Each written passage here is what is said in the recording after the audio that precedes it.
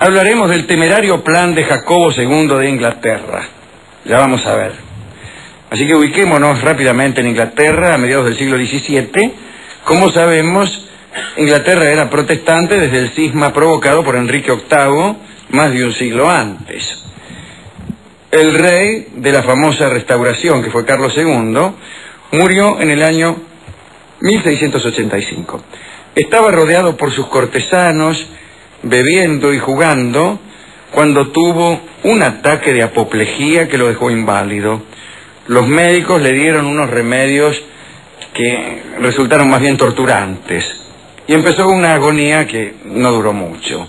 Cuentan que Carlos II no permitía que nadie lo viera y se disculpaba todo el tiempo por la incomodidad que podía ejercer sobre los demás con su estado. Cuando supo que estaba por morir, pidió que lo encerraran en una pieza porque decía que la muerte lo avergonzaba. Murió y no dejó herederos legítimos, y eso era un problema. En realidad, el heredero pasaba a ser su hermano Jacobo, que había abandonado el protestantismo y se había hecho bautizar por la Iglesia de Roma. Tan ferviente católico era Jacobo, que cuando su hermano Carlos estaba por morir, hizo entrar disfrazado a un sacerdote romano al palacio para que le diera los últimos sacramentos. Nunca se supo si Carlos II aceptó aquellas extremas unciones. La cuestión fue que en 1685 Jacobo se convirtió en rey. Ya desde el comienzo de su reinado, Jacobo intentó reconciliar a los ingleses con su antigua fe, y se armó naturalmente un lío tremendo. Dicen los cronistas que Jacobo era un hombre obstinado, extremadamente austero y bastante despótico. Realmente esto no lo hizo simpático ni atrayente para nadie. Además, en Holanda había una fuerza protestante considerable y allí vivían muchos ingleses que se iban de Inglaterra a partir de la asunción de Jacobo. Todos ellos querían voltearlo rápidamente al rey. Uno de estos exiliados era el duque de Monmouth, un hijo de Carlos II, un hijo ilegítimo, que tenía una tropa bajo su mando y que desembarcó con ella en Inglaterra. La tropa fue destrozada. El duque de Monmouth fue tomado prisionero y ejecutado. La mayoría de los complotados también fueron ajusticiados y algunos incluso fueron vendidos como esclavos a los mercaderes de las Islas Barbados. El encargado de aplicar los castigos contra los protestantes que se quejaban por la llegada del catolicismo era un tal Jeffreys. Lo han descrito como dueño del tribunal sanguinario. Los despojos de los ajusticiados eran puestos en los caminos a Londres, colgados o con sus cabezas en picas prolijamente dispuestas, conforme a unas viejas costumbres que siguieron los romanos, los búlgaros, etc. Los disturbios entre protestantes y católicos aumentaron. El rey sumó efectivos al ejército y designó a muchos oficiales católicos sin consultar a los comunes. Los parlamentarios, indignados por lo que consideraban un atropello, quisieron exigirle el cumplimiento de la ley. Resultado, se disolvió la Cámara. Jacobo declaró que estaba por encima de toda legislación. Diremos que Jacobo se casó 2 veces. Esto es importante. Primero lo hizo con Anna Hyde, con quien tuvo 2 hijas. Pero estas chicas nacieron cuando el rey era todavía Carlos II, quien como soberano tenía amplias potestades sobre el destino de sus sobrinas. Carlos II casó a su sobrina María, la hija mayor de Jacobo, con Guillermo de Orange, que era uno de los líderes protestantes de Europa. Digamos que Jacobo no quedó muy contento con el casorio de su hija, que después de todo iba a ser su sucesora. Para decirlo más claro, si Jacobo imponía el catolicismo durante su reinado, a su muerte volvería a imponerse el protestantismo con la llegada al trono de su hija María, con el esposo protestante Guillermo de Orange. Y preocupado por esa posibilidad, Jacobo hizo lo siguiente. Volvió a casarse para conseguir un heredero varón sobre el que pudiera disponer libremente. Y se casó con la hija del duque de Módena, que era por supuesto católica. Y para desesperación de los protestantes, en 1667 nació un heredero al que también se llamó Jacobo.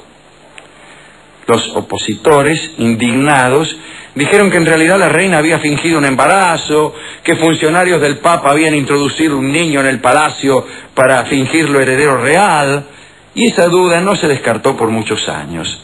La cuestión fue que la llegada del recién nacido decidió a los protestantes a no esperar la muerte de Jacobo, sino a actuar inmediatamente. Varios obispos anglicanos se conjuraron y pidieron a Guillermo de Orange, que estaba en Holanda, que invadiera Inglaterra y depusiera por la fuerza a su suegro, Jacobo II. Guillermo desembarcó el 5 de noviembre de 1688 y marchó sobre la capital. Al principio Jacobo no creyó que su situación peligrara, pero sus cortesanos, amigos y soldados lo abandonaron. Trató de mantener el poder, pero al final debió escapar a Francia. Se refugió con su mujer y con su hijo recién nacido en la corte de Luis XIV, que como buen católico le dio el Palacio de Saint-Germain para que apolillara. Jacobo II, antes de huir, había arrojado el gran sello real en el Tames. Este acto fue considerado como el equivalente a una abdicación. Guillermo de Orange y María, la hija mayor de Jacobo, fueron declarados soberanos de Inglaterra. Al año siguiente del exilio, Jacobo quiso volver a Inglaterra para recuperar su poder. Desembarcó en Kinsale, al frente de un ejército apoyado por algunos cientos de irlandeses y franceses. Sitiaron Londonderry y el asedio duró 3 meses, pero los sitiados no se rindieron y terminaron por derrotar a los invasores.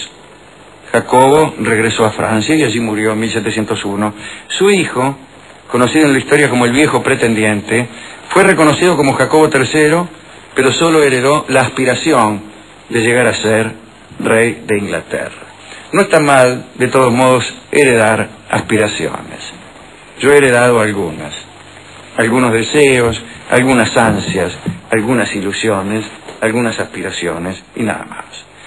Las intenciones de Jacobo II por restaurar el catolicismo le granjearon el respeto de Roma. Prueba de eso es que algunos de sus descendientes están enterrados en la Basílica de San Pedro.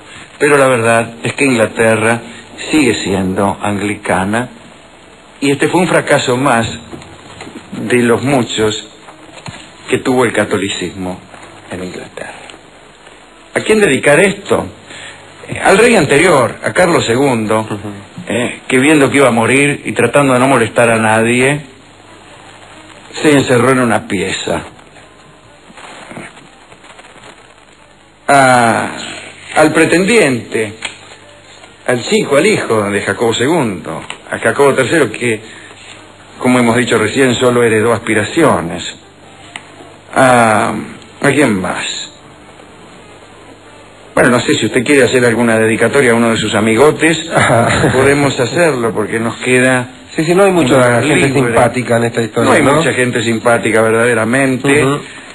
Los hay despóticos, los hay tramposos,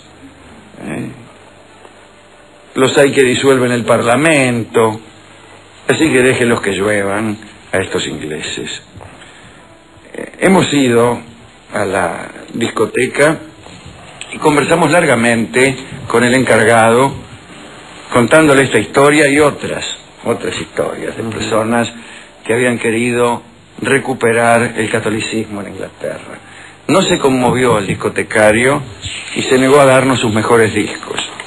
Finalmente aceptó encajarnos un viejo disco de Astor Piazzolla.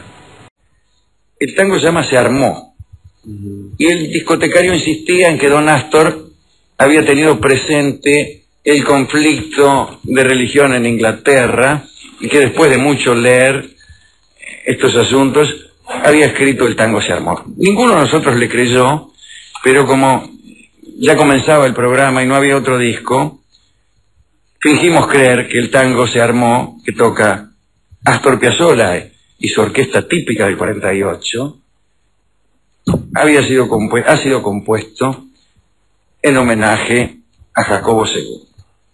Escucharemos entonces ahora mismo a don Astor. Adelante.